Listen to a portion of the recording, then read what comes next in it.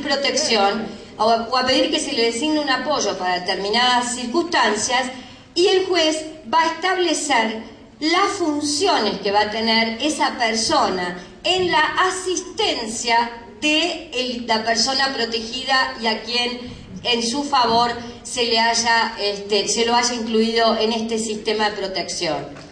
No existe todavía en ninguna universidad, ni se ha escrito demasiado en nuestro país sobre este sistema de apoyo para la toma de decisiones.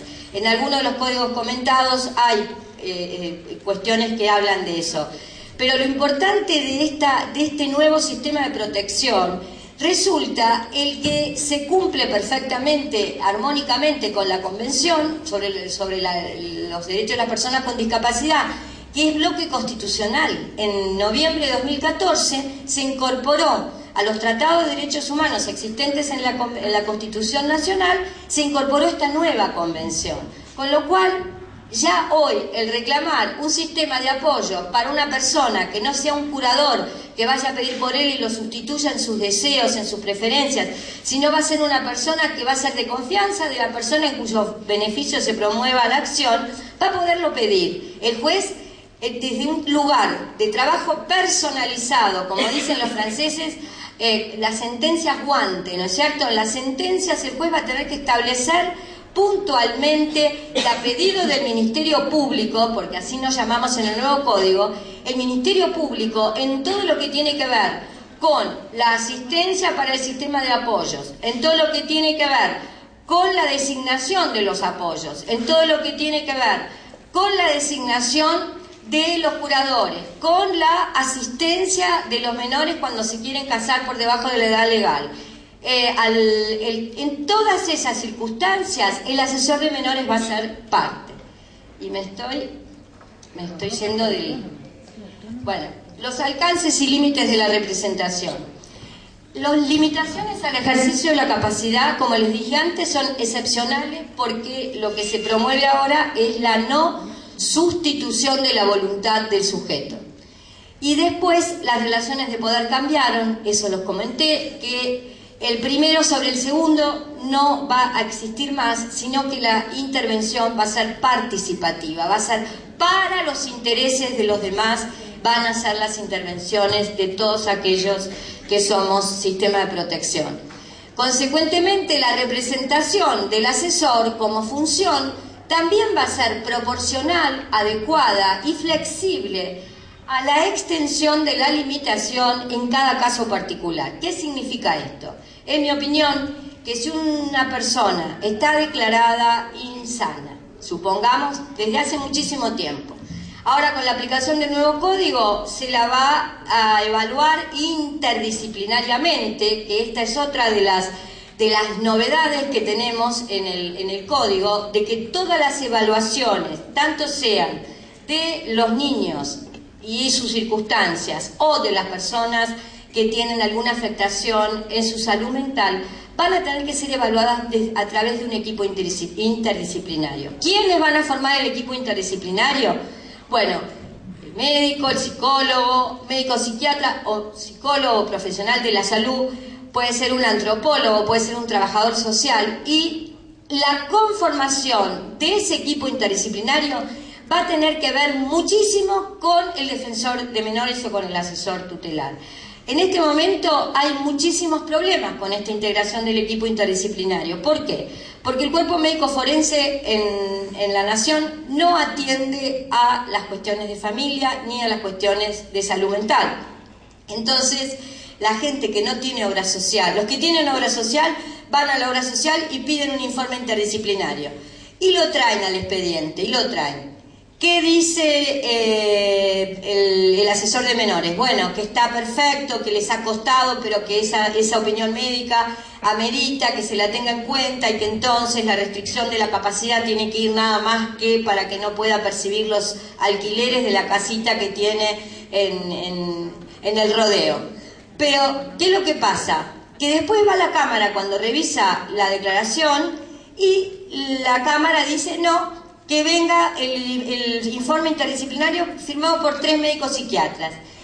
El problemón es ese, cómo hay un montón de personas que no tienen acceso a juntar 3 médicos psiquiatras, y la ley habla de equipo interdisciplinario. Ustedes me van a decir, bueno, pero doctora, ¿no le va a restringir la capacidad a un sujeto con el informe de una enfermera y de una trabajadora social? No, pero con un profesional de la salud y con alguien que evalúe, porque la interdisciplinariedad hace a la potencia del sujeto, no al demérito y a lo que le falta.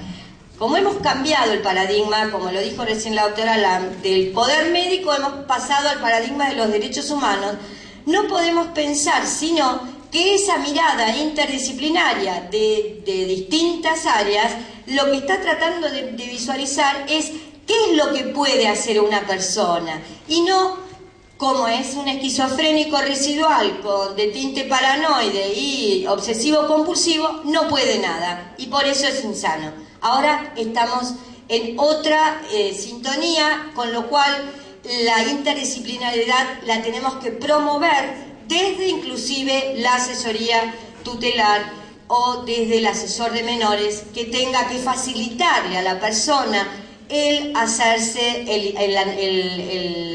la evaluación interdisciplinaria. Entonces, la representación va a ser flexible porque muchas veces, aun cuando la persona esté declarada incapaz hace muchos años, el autovalimiento, la autosuficiencia para la vida de todos los días, la tiene.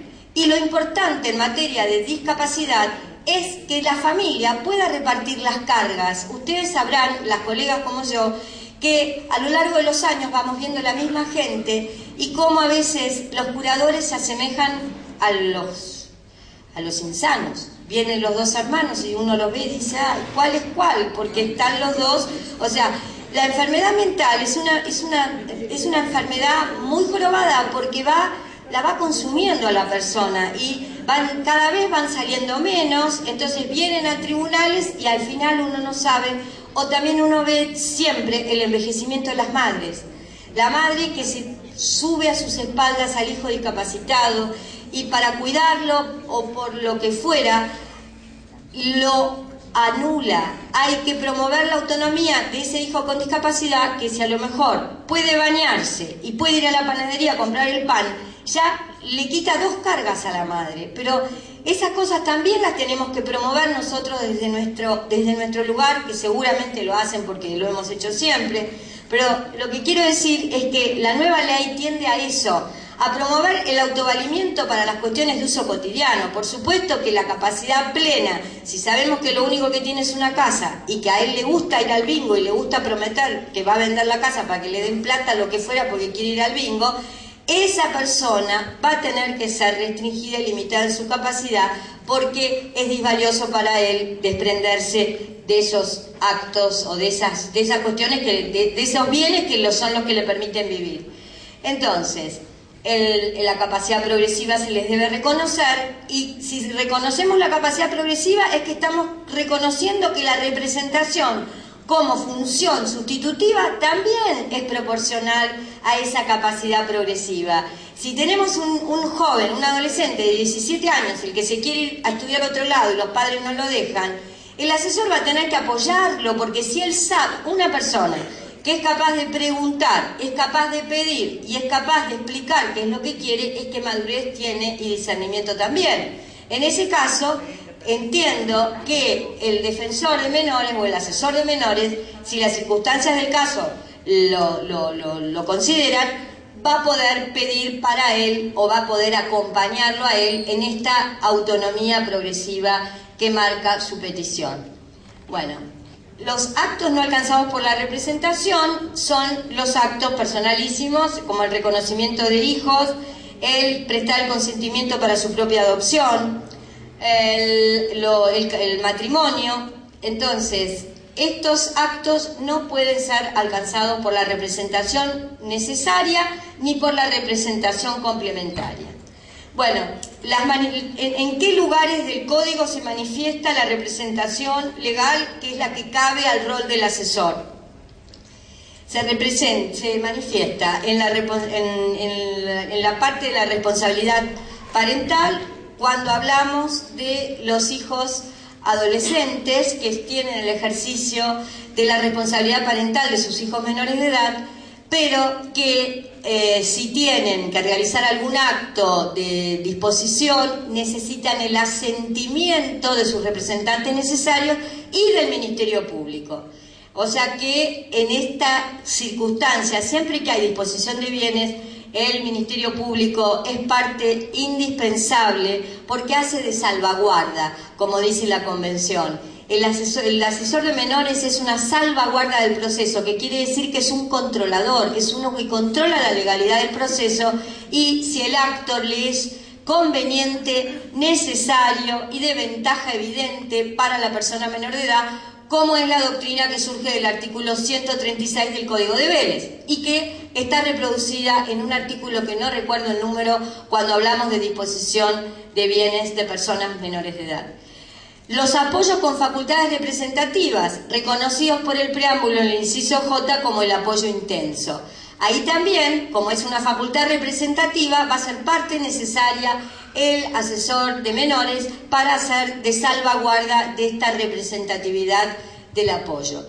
Y el curador para las personas que están absolutamente imposibilitadas de interaccionar con su entorno y expresar su voluntad por cualquier medio, modo o formato adecuado. Estas van a ser los presupuestos, este es el presupuesto de la Declaración Excepcional de Incapacidad, que una persona no pueda expresar su voluntad de ninguna manera.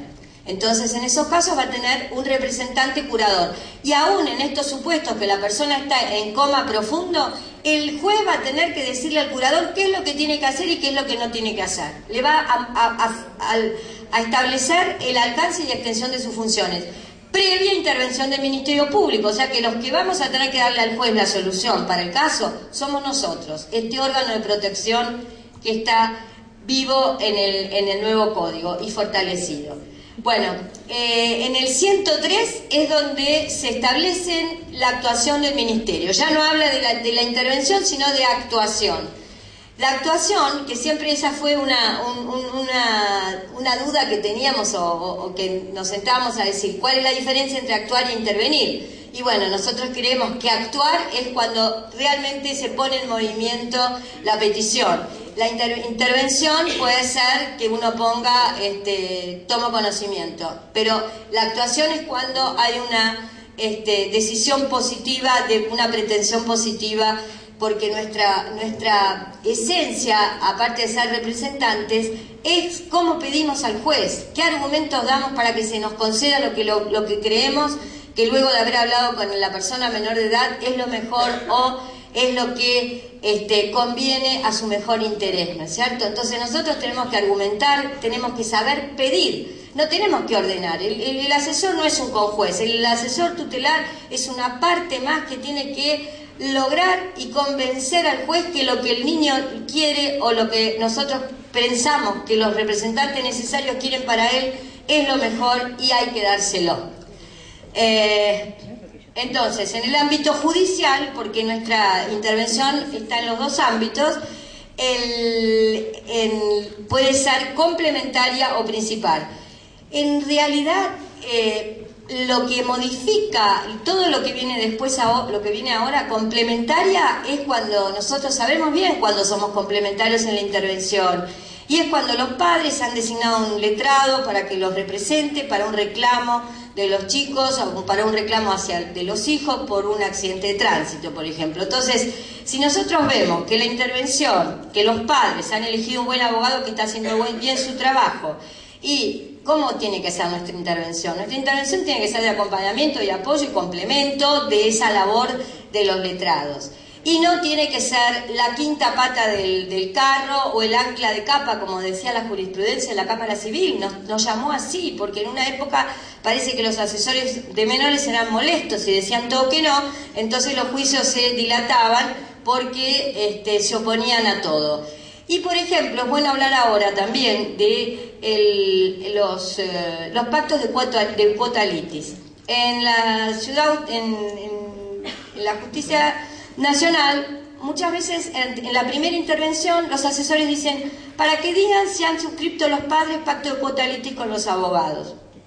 Entonces vienen los padres y dicen, sí, suscribimos pacto de cuota litis con los abogados. Acompañen el pacto Planteo la nulidad del pacto por falta de intervención del asesor tutelar o del asesor de menores en la suscripción del mismo. Entonces, vieron que el 59 y ahora el 103 hablan de la nulidad que acarrea las actuaciones cuando falta la intervención. Por eso pedí especialmente a Marisa que pasara a la comisión redactora el que aclarara lo de la nulidad relativa, que no pusiera la nulidad, sino que pusiera nulidad relativa, porque puede ser confirmada. ¿Por qué? Porque el pacto de cuota litis que los padres como representantes necesarios suscriben en un estudio jurídico para lograr una indemnización resarcitoria, no tiene por qué estar el asesor de menores en ese contrato o en ese momento. Lo que interesa es, si existe ese pacto, que se acompañe al momento previo al dictado de la sentencia y que uno pueda controlar cómo ha sido la actuación del abogado. Porque muchas veces cuando la gente firma pacto de cuota litis es porque de otra manera no podría contar con una asistencia letrada. Lo cual a mí me parece perfecto que los padres firmen un pacto de cuota litis. Y lo que tenemos que controlar nosotros los defensores de menores es si el pacto sirvió para que el niño tuviera un resarcimiento, si inició la acción al borde de la prescripción, ofreció la prueba, pagó peritos, o sea, el abogado hizo todo bien y el juicio va puntualmente a una sentencia condenatoria donde va a obtener su beneficio la persona menor de edad y el monto del pacto de cuota litis, que es absolutamente aleatorio al resultado, es razonable, razonable es un 20%, razonable es un 25%, de acuerdo a la complejidad de la tarea, no hay por qué anularlo por falta de intervención del asesor. Digamos que no tiene que ser aprobado o tiene que ser reducido el monto porque el abogado trabajó mal y porque no fue ni ventajoso, ni conveniente, ni absolutamente necesario para el niño el que se suscriba ese pacto de cuota litis, porque el abogado no hizo nada en el expediente, sino simplemente trajo prueba de otro expediente que tenía tramitando por ahí. Pero de no ser esa la situación, no se puede pedir la nulidad de un pacto al comienzo de un expediente, porque ¿cómo vamos a valorar si el acto de disposición, como lo es un pacto de cuota litis, lo favoreció o no a la persona menor de edad? Entonces, con esto de la autonomía progresiva, yo creo que en estos casos patrimoniales la representación necesaria de los padres sigue mandando y sigue siendo punta de góndola, perdonen la expresión. Pero en las cuestiones personales, la autonomía progresiva y las competencias, como dijo la doctora Lam, es otro tipo de cosmovisión que tenemos que tener los operadores del sistema para su valoración. Y acá ya falta poquito. La intervención complementaria es prácticamente lo que sabemos que hacemos. Se dan todos los procesos en los que se encuentren involucrados los intereses de personas menores de edad, incapaces y con capacidad restringida. La falta de intervención causa la nulidad relativa del acto. Nulidad relativa, es decir, puede ser confirmada por el propio asesor. A mí me dan vista de un expediente en donde yo nunca intervine y pasaron un montón de cosas, pero todas fueron cosas buenas para la defensa del interés de mi representado, pues tomo conocimiento, siga los autos según su estado, y estoy convalidando y ratificando todos los actos del procedimiento y del juicio y que fueron valiosos para la persona. Si no, opondré la nulidad. Pero, en principio, si puedo confirmar los actos realizados sin mi intervención, lo hago. No tengo ningún problema. Principal, cuando los derechos de los niños están comprometidos, los de los representados, y existe inacción de los representantes. Bueno, reclamar alimentos a los padres, por ejemplo, o cuando hay privación de los derechos económicos, sociales y culturales. Cuando el objeto del proceso es exigir el cumplimiento de los deberes a cargo de los representantes. Por ejemplo, también de las personas que son guardadores de los niños. Esto se da poco, no hemos hecho un culto pero sería importante empezar a hacerlo. Los niños a veces que están en los hogares no están bien, no tienen todas las cosas que tienen que tener, ni lo que dice la ley y la convención. Y seríamos nosotros, los asesores tutelares, los que tendríamos que promover una acción exigiendo de ese organismo conveniado por el Estado que se atienda al niño en forma de vida y eventualmente que se le diera una indemnización. Eso se hace poco porque ustedes me dirán, con todo el trabajo que tenemos, doctora, como usted dijo, somos la Cenicienta de la película, no tenemos personal, me viene a decir esto. Bueno, pero a lo mejor se puede pedir un abogado para que, actuando como tutor especial, pueda promover este tipo de acciones. Cuando carecen de representante legal y es necesario proveer la representación. No quiero ahondar porque ya están todos cansados y es hora del almuerzo, pero hay infinidad de normas que las tengo puntualmente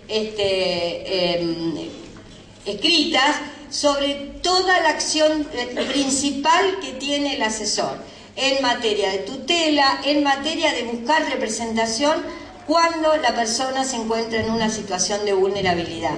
¿Por qué? Porque sabemos que ese representante va a actuar y va a acompañar y va a pedirle al juez medidas de protección siempre y cuando la persona o este niño lo necesite y en forma proporcionada a su necesidad o a su requerimiento.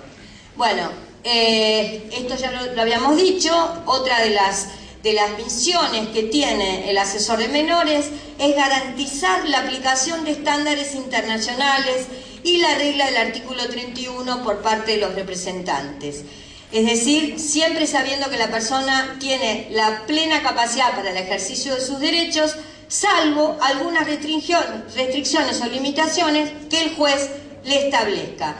Las garantías, los estándares internacionales son la interdisciplinariedad para poder descubrir toda la potencia que tiene el sujeto, la participación de la persona en el proceso, las condiciones de accesibilidad universal, la adopción de ajustes razonables, tanto en el proceso como en las situaciones de trabajo, porque hay veces que las víctimas no entienden algunas cosas y bueno, hay que ajustar el proceso a ese tipo de personas y eso lo tenemos que pedir nosotros los asesores. Exigir del curador inactivo información actual, amplia y explicativa sobre el cuidado que le promueve al representado, aun cuando esté tramitándose su remoción. Bueno, en los casos del 101, cuando estén comprometidos los derechos de los representados, ante la inacción de los representantes, la actuación autónoma se debe promover. Los asesores también pueden apelar, pueden interponer recursos cuando adviertan que del ejercicio de la responsabilidad parental se le pueda causar un daño a un niño y también pueden interponer recursos, pueden ofrecer pruebas, son verdaderas partes en el expediente y el Código Nuevo lo ha reafirmado. Puede pedir la remoción de los tutores, puede pedir la remoción de los curadores y los niños que están ingresados en el sistema de protección, de tutela y de representación pueden pedirle rendición de cuentas a su tutor. Eso es novedad porque antes no. Entonces, la intervención autónoma es cuando se trate el incumplimiento de los deberes del curador, cuando se pueda solicitar la designación de un curador provisorio, cuando se pueda exigir la rendición de cuentas, se puede solicitar la suspensión provisoria del curador. En todas estas materias, tanto sea en el proceso de restricción o limitación de la capacidad de una persona, como la declaración excepcional de incapacidad, es parte esencial el Ministerio Público de Menores. En la tutela, en la curatela y en las cuestiones de responsabilidad parental, siempre acompañando y midiendo la intervención y ajustándose a la autonomía que tenga el adolescente y a cuál es el tipo de representación que le va a caber en esos supuestos. Bueno, entonces acá ya estamos en las conclusiones. Conforme a la interpretación constitucional de la Convención, más el Código, más las leyes de protección integral, se resignifica la función del Ministerio Público y cambia el eje de la mirada desde la función de representante por la incapacidad de otro a una función de asistencia y promoción de la autonomía del sujeto. Es una intervención obligada, legal, necesaria para el respeto de la capacidad y en el caso de niños, niñas y adolescentes, el respeto a la capacidad progresiva previsto en la Convención.